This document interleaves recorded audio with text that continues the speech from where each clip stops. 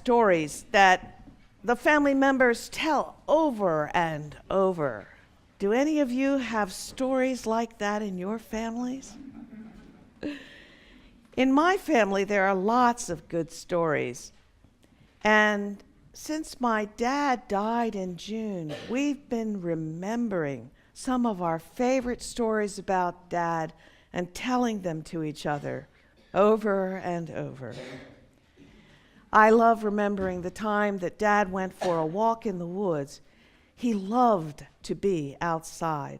He loved to walk in the woods no matter what the weather, even a day like this, chilly and gray, would not discourage him. This particular day, though, was a beautiful, warm fall day. It was sunny, and the leaves were red and yellow and orange.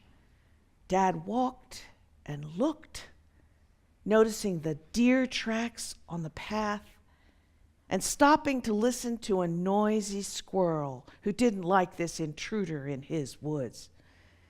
After a while, Dad came to a little clearing. The sun shone down, and the grass was soft and green. It was the perfect spot for a nap.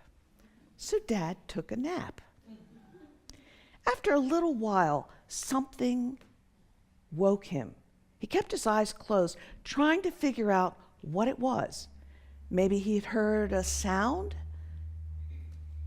and then he did hear a sound. A soft swish, swish of feet moving gently in the grass. And then he had the sense that someone was very close to him.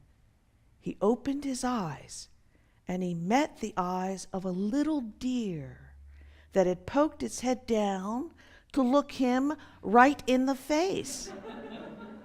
They stared at each other for a moment, and the deer moved its nose so it was almost touching Dad's nose.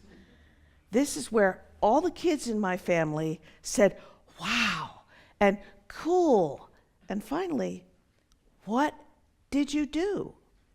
Dad told us.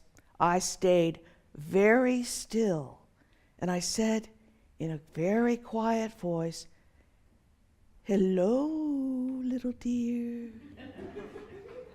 He crooned it again, "Hello, little deer."